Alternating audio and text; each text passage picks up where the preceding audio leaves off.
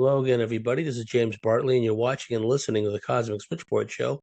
Today, my special guest is a dear friend, Melissa. Melissa is a lifelong experiencer of extraordinary contact. Her first memory of interdimensional beings was being taken on board a craft with the Greys. Melissa comes from a family of military service and now has a clear understanding of the connection between her paranormal worldly experiences and her personal background. So, without any further ado, welcome Melissa to the Cosmic Switchboard Show. Hey, James. Thanks. I'm so happy to be here. Likewise, well, we got a lot of ground to cover. Tell us about your background, your childhood, and perhaps your genetic history too, because it factors into all of this.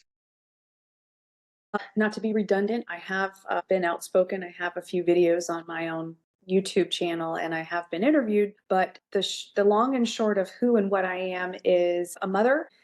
Became a mother 20 years ago and started having, in the summer of 2008, started having some really bizarre experiences. And those experiences involved suddenly having, out of the blue, dreams of being abducted and with by crafts in my dreams, and my son and I trying to protect my son from being abducted. And then I was having all kinds of paranormal stuff. And so that year in 2008, I guess I had suppressed my childhood experiences, but that really was the awakening for me, that I could not ignore this contact, this paranormal ET, gray, UFO, alien, military abduction contact that would really start getting super intense that year. And I sort of went through a period where it was the dark night of the soul, if you will, and I was able to recall, as a child, my experiences and situations, kind of the synchro mystic, soup that I was a part of. And it's been a lifelong journey, but it's been a really incredible journey, I'd say, the last 20 years. So that's how I came to be kind of outspoken about my abduction and contact experiences, is because of how it all kind of came to fruition and boiled to the surface in 2008. For me, it was 1990. There were things that happened in 1988 that were highly suspicious, but it kind of came together in 1990 because things had become so in my face and so overt that I was forced to have to deal with it. Tell us about your childhood and what was it like in your formative years and what you remember as far as paranormal type experiences growing up. I had a pretty traumatic beginning in life. My birth parents were very young. My father was in the United States Air Force. He traveled abroad. He was stationed overseas at various, I think I've shared with you, I know one of the places was Guam, but he worked, I think, near some pretty top secret, bases. He did have a top secret clearance. He was a staff sergeant, and his position was aircraft mechanic, HVAC for the planes. He was actually stationed in a place called Homestead Air Force Base in Miami, Florida. And that's where he met my mom. She was 15, very young. They got pregnant with my sister. Then their marriage was really on the rocks. My dad was a hippie. He pretty much got kicked out of the military due to partying too much acid, too much exploration. The time was like 1971, 72, 73, and he was done. He was fed up with it. And then I came around, and then my parents' marriage dissolved, and my father was left alone with a 1-year-old me and my sister, who was almost 3. And this was really devastating for him. So he made the difficult decision to bring us up to our relatives in the same state, but to be raised while he could get his feet on the ground. And unfortunately, it didn't happen for him. He just really was a broken man. And so my sister and I became adopted by our relative. Our adoptive father, so just to clarify, my adoptive mother is actually my cousin, and her husband was a naval intelligence officer. And he had been stationed in the 1967 through 9 in Honolulu, Hawaii. And he worked on submarines and underwater photography. He would later get pulled into satellite imagery, and he continued to work in the intelligence for I think it's the National Reconnaissance, something NRO maybe. National Reconnaissance Office. Yeah, with the naval intelligence dealing with satellites. And I always felt like he had an important job, but I didn't really know that sort of would tie into my paranormal experiences until much later. And by that age, I mean like probably 19. So my childhood was very disruptive. Trauma from being abandoned by my birth mother. There was sexual molestation and abuse. I was in multiple homes before I was actually adopted. And it really, you know, all of that is just very traumatic for any child under the age of 10, but especially under the age of 5 and 3, when those are the formative years. I do think that the trauma opened me up to be psychically, emotionally, and spiritually gifted. I feel like it helped cultivate a hyper awareness and intelligence that I otherwise maybe not. I mean, I don't know if it's DNA or not, if we're chosen in this aspect, but I really feel like the trauma opened me up to being sensitive and to be able to be psychic and have kind of precognition. And a lot of these paranormal experiences, I believe, are also tied into just that forced awareness of consciousness that one tends to go through, where they either separate their trauma or they integrate it in a way to make it work for them. And I think I made it work for me, which is why I think I've been able to overcome a lot of that, because there's a lot of kids that don't make it this far in life having gone through that sort of trauma. I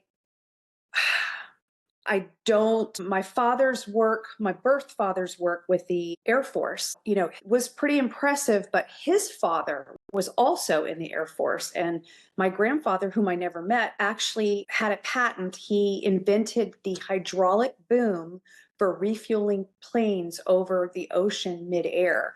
And he received a meager $500 for this patent, and I'm assuming because this would have been 40s or 50s, that he was in the Air Force. And it wasn't much, but it was something my dad was always proud of and always said, well, your grandfather did this. And it's like, oh, that's cool. And I never really thought about it until, piecing together all this military history and this sort of lineage, both adopted and biological.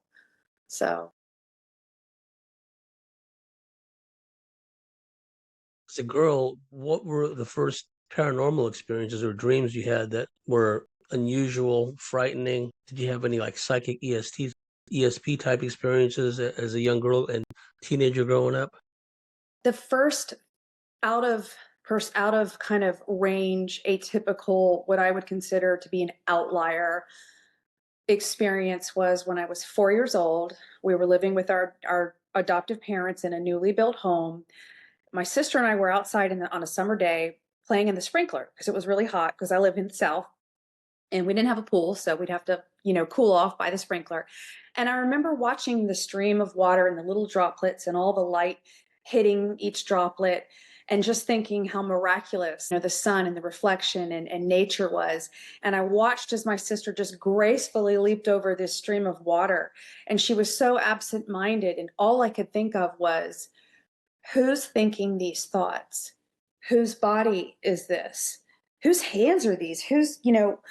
Where am I? I hear my voice, but where's the voice coming from? So at a very early age, I was very conscious, and it was scary because I looked around me and I didn't see my sister remotely capable of having that level of intellect. And I didn't see that my parents did either, my adoptive parents, because I was a very emotionally sensitive child.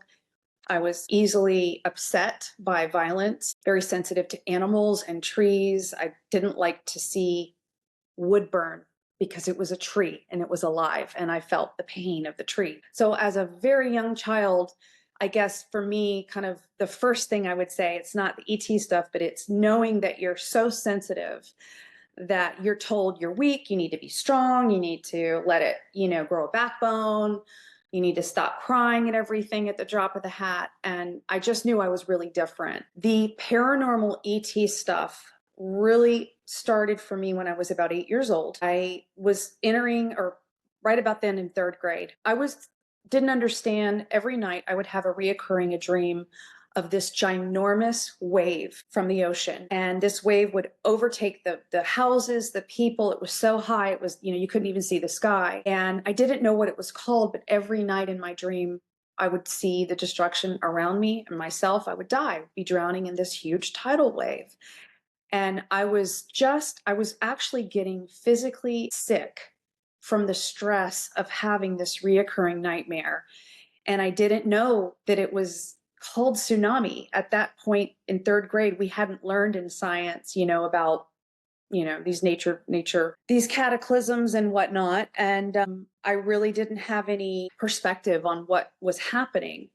But then around that same time, I would say probably within 6 months of those reoccurring dreams, which occurred for about a month, I just remember breaking down and just wanting to die in the waking hours, because it was like I was being put through hell at night. Like, I didn't have restful sleep. I was having very vivid dreams of being chased by demons, of witnessing very violent, almost satanic acts by family members against other family members, just feeling haunted and hunted. And I wasn't into spooky movies. I wasn't into horror stuff. I was terrified of things that were out. I did not watch horror movies, but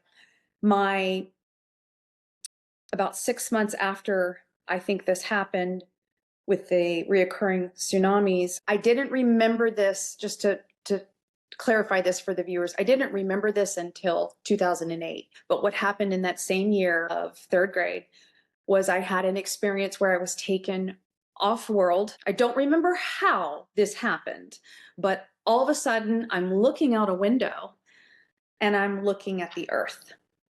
And I was obviously in outer space, because you don't see the earth from your house or your yard. You see the moon or you see the stars. But I was literally viewing the sphere, this beautiful globe that we're on. And I just remember saying, oh my God, how beautiful. This earth is so precious. And then, how am I going to get home? If I'm here, that means can I ever go home? Can I get back home? How do I get back home? And my recollection isn't perfect on this, because again, I didn't even remember this encounter that I had until 2008. So I don't know which came first, but in that same experience, I was in a room that was all white, and I was with adults, and I don't recall knowing any of them, but it was an all white room, and it looked like there were screens, sort of like a big computer monitor. I have a MacBook, so it's like a big square. But I remember like 3D screens of these beautiful images, and almost like a movie reel of the earth. Flowers and fauna and green fields and waterfalls, and the colors were like these azaleas. They were, but even brighter. They were prismatic. They were almost neon and breathing. It was, if you've ever done acid or hallucinogenics and everything is just coming at you with life and breath and energy, that was the earth. And we were all, me and the other adults on this, I guess we were on the ship in this room, we were viewing the real earth. And I remember hearing in my head, this is the real earth. This is what the earth looks like. And then all of a sudden, we see, or I see, I don't know what they saw, but I know what I'm seeing. I'm seeing the earth again. And it's so hard. It was being destroyed. The earth was wobbling, like, like it normally rotates. So I'm observing it from, I guess, from a perspective of looking through a window. And then all of a sudden it starts speeding up. And then all of a sudden it starts sort of wobbling. It stops, it reverses, and just starts going just fantastically fast. And then there's smoke, there's fire, there's bombs, there's charred mess. And I never saw like an explosion, but I came to realize that this is what was going to happen. I knew viewing this that I was being shown the future of Earth, because the next thing that happened was I had a gray standing above me, and I wasn't afraid of this gray, and it wasn't a small gray, it was a tall white gray. And I know there were others around, but I don't remember them. I just remember this one, and he like leaned down and said, you have to tell you need to stop this. You need to stop people from destroying the earth. And you have to tell your president, you need to get in touch with your president and tell him to stop. And I was like, I was 8 years old. Okay. And I was like, I'm just a little girl. I don't have any power to do that. I can't even meet the president, like it's impossible. And just that crushing weight of feeling so emotionally and physically responsible for this planet as a child was just impressed upon me, that it was like I was being tasked with this and I was already failing because I couldn't get audience with the king, with the president. And I had I had suppressed that whole experience, okay, until like 2008. But what was happening simultaneously with all this is I was having very violent nosebleeds at night. And I would wake up and I would be either head at the foot of my bed and feet where my pillows were, or I'd be dropped on the ground because my bed was an old fashioned wrought iron bed. It was an antique, and it was about this high off the ground. And all of a sudden I would find myself, boom, and I'd like, ow, you know, what what happened? Because I had a full-size bed to myself. I didn't have to share it with anybody. There was no reason for me to fall off the bed. And I just had some weird things going around at that time. But that long-winded is the first time, the first conscious memory. And again, I've said this before, I've never done hypnosis. This has all been conscious recall. What Yeah. you described actually happened to me because I've spoken about this where I had an encounter when I was 4 years old with a little brown being in my bedroom in Texas Mm. and told everyone about it for years. And then, come the first, second grade, no, I was still telling people about it in second grade. By then, we'd moved to Daly City, California. But then abruptly, I just forgot all about it. It was gone from my conscious memory until years later, early 1990s, in the wake of what I thought was a failed regression, hypnotic regression. I read something in a book which triggered the memory, and the whole thing came out into my conscious awareness again. Like it was always there. It was just somehow repressed. And I've always felt that in the case of certain abductees, it's almost like we have an inbuilt alarm clock, if you will, where at a certain point in time, you're supposed to become aware of the stuff that's going on. You may not have the big picture, but in broad outline, you have an idea. Now, growing up, going into teen years, adolescence, teenage years, going into young adult age, what were some of the formative experiences there, not only phenomena wise, but as far as social interactions, as far as young girl going through bodily changes, hormonal changes? What was going on in that period of your life? Well, to, I guess, circumvent the going back again, 2008 was not only a reckoning for me, to just realize that they were in my life in real time that at that year, but that they had always been. And it was like the patterns and the memories and the placement, the chronological order of all of this paranormal just lined up like douche, douche, douche, like, just irrefutable. Couldn't chase it away, couldn't sleep it away, couldn't think it away. It was in your face and there was nothing that was going to stop it. As a newly adopted child, okay, and this is something that it's horrible, but it happens all the time. My sister and I were both molested, and I think I know that this happens a lot in military intelligence or of the upper echelons of these darker, nefarious individuals who are really entrenched in this. And you really don't climb the social, not the social, but you don't climb the ranks, rather, in the military service unless I think you're sort of depraved. And without, obviously giving his identity, my father was an officer. He was an E7, which isn't the highest, but considering the nature of his work, I don't know. You have to just factor everything in. But what was interesting with me is I was told by my adoptive father that the abuse, the sexual games, and perversion was going to end one day. And he told me I wasn't invited in the showers and then wasn't invited in the bed, that it was just going to be him and my sister. And so at that fork of the road, my relationship with my intelligence, naval adoptive father became one of highly spiritual, highly intellectual, very psychically, we would have these really deep conversations in my formative years, so between 8 and 14 years old, of reincarnation, of aliens, of past lives, of nature, of war. It was like I was being groomed to be the higher thinking child, and my sister was being used as a sexual victim.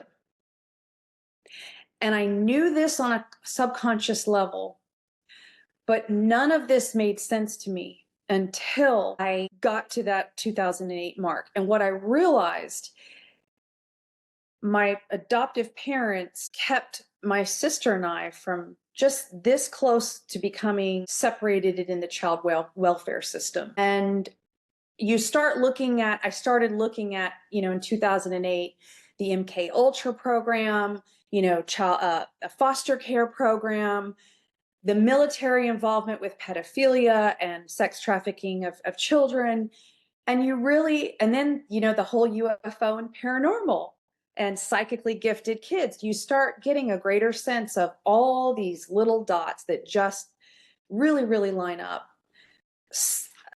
Socially, as a young person, I felt like such an outlier. And I was so aware spiritually and emotionally of things that I could not, I had to fake being my age. I had to fake being normal. I had to fake being in this body. I had to fake, I was interested in boys, of course. I always had a best friend, but I never felt normal. I felt like there was something different about me, and I knew there was. I was very developed as a young girl, more developed before than I would say my peers. I was on the higher end, so I was in gifted programs for art and history and creative writing and English and whatever, but I was in basic math classes. So I was really hyper developed in some areas. And then I did come to find out that there's a term for it. It's dyslexia with numbers. I just can't hold them in my head. I cannot see them. And I always felt really, really dumb about that. So that really didn't help. But I sensed that there was something greater than this whole life of just being a teen. I would walk outside. I would look at the stars. I would talk to the stars and say, I know you're out there. Please come and get me. I came across a book in my living room that was very popular in the 80s. Well, came out, I guess, 85, Whitley Strieber's Communion. My father had it. My adoptive father was reading it, and it had that face. And I would walk past the book and I would turn it over because it scared me. And then I'd come back out to the kitchen and I'd walk back and the damn book would be facing up again. And I was like, God damn it. And slammed the book over because I could not look at it. Well, about the third time of doing this, I said, what is this? And I pick it up and I start thumbing through it. I read it in I was 16. I read it in a night. Instantly, I felt a kinship and a connection to Whitley. It's like I knew him, and no, that experience was not mine, but I believed him and I felt such a deep empathy and connection to all of what he was sharing.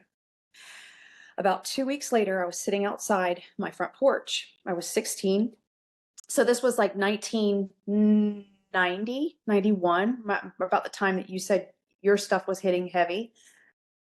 I was sitting outside, beautiful summer night, and all of a sudden I see this green star in the sky, and I'm like, "Well, that's really interesting. I wonder if it's a planet." Well, it started moving closer, but there was no sound. And then I was observing and I thought, okay, it's probably a plane or a helicopter. I'll wait to see the other flashing white light or flashing red light. There was nothing. This was a continuously illuminated green star. So it's moving towards me and it's still. And there was a stillness in this moment of observing it. I began to be aware of it seeing me. I got chills. And me seeing it, it was like an unspoken, telepathic, energetic resonance. And it knew me and it knew I was looking at it and I knew it. It was like an old friend without a face. And I'm out here alone outside and I'm like, whoa, there's no sound, there's no flashing lights. And I've never seen a plane this color or a helicopter this color. Well, then all of a sudden it starts doing these weird maneuvers like bzz, bzz, and then it went bzz, and then it hovered. And then I was like, okay, this is a UFO. And immediately I got scared. And as soon as I felt that flood of fear, I felt it reacting almost with pain and, disappointment, like a letdown. And it went and it just zapped off in the sky. The next thing I know, I don't even remember how I ran off the porch. I was down the street chasing it, asking it to come back and telling it, I'm sorry. I just was afraid and please come back. I'm sorry. I didn't mean to run you off. And that was my first experience. So the book Communion and Whitley Strieber was absolutely a portal for opening up that consciousness of them at 16. I hadn't yet had the connection and the memories of 8, the tsunamis, and the being on the craft and seeing the earth. I hadn't had that awareness at that time. But there's these certain moments in my life. Again, I was a young person. I was a fertile 16-year-old, had a lot of gynecological issues, just a lot of pain. I would miss a lot of school. I was just, I wasn't sickly, but I felt like my body, I was going through things. And I often wonder, because they start the breeding program with young women at that age and young men. I wonder if that was contributing to a lot of my, really painful, the weeks that out of the month that I had to endure it was really awful. But like I said, I didn't put all this together until 2008. That book was also formative for me. Like I've said in other podcasts, I cleaned out basically this B. Dalton's bookstore at Eastridge Mall in San Jose. And that was the last book. I kept putting it off. And then to rewind, 88 was a big year, although I didn't realize it ET wise, right? And when that book first came out, when I would see the display, like out in front of the bookstore, I would literally go out of my way to avoid it. I would just turn away because there was something about that I've heard other people say the same thing. There was something about the book cover and the being on it, which scared the hell out of us. And then Yeah. I read the book, and because it was the last book left, I'd read all these Betty Andreasson books and other books. There was only one. It was Communion. I was forced to read it. And then when I read it, and he was talking about his first conscious, I think it was, abduction as an adult at the cabin in upstate New York. And he made a comment in there which hit me like a ton of bricks. He was being carried away by these beings. And he said, the physical sense, in so many words, the physical sensation of him being handled in such a way, being carried away, he said something to the effect, I knew there was something really wrong, right? And that hit me like a ton of bricks because in September 1990, when I had that full waking consciousness experience, right? That was something that had really gone wrong because Mhm. it was a bunch of experiences leading up to that moment, And then when that happens, it's like there's no turning back, really. For some people, they can find this happy median, I guess, where they can push those experiences to the back of their mind and not think about it and try to carry on. But some of us are more curious. We have to know what the bottom line is. And if you get a moment, if you haven't already done so, find the book Report on Communion, Mm. because Ed Conroy, if memory serves, that was his name. He was an investigative journalist, and he decided to delve into the childhood and the background of Whitley Strieber. And there was all kinds of stuff because some of his childhood friends would remembered Whitley talking about these things. And Yes. and Whitley had built some kind of a machine that he was getting these ideas from these ETs. And long story short, it knocked out the power grid in his neighborhood, right? When he was just a boy. So, things like that, factor into this. And then when you realize piece by piece that, crikey, these kinds of things have happened to me, that takes it to a whole nother level. So we've reached the end of a fascinating first segment. It's entirely up to you if you'd like to leave contact information. If not, I can ask the readers, if the listeners rather, and viewers, if you're so inclined, that if they want to reach out to you, they can reach out via me. So you don't have to give them any Yeah, private. that would be wonderful. If anybody wants to get in touch with me, just send a message to James, and I'd love to. Right. And we're just getting into it because we're going to get into some really spooky stuff, because the military intelligence connection comes back to the fore later in Melissa's life. There's a very spooky surveillance monitoring aspect which comes to the fore. So, anyhow, you've been watching and listening to the Cosmic Switchboard show with my guest, Melissa.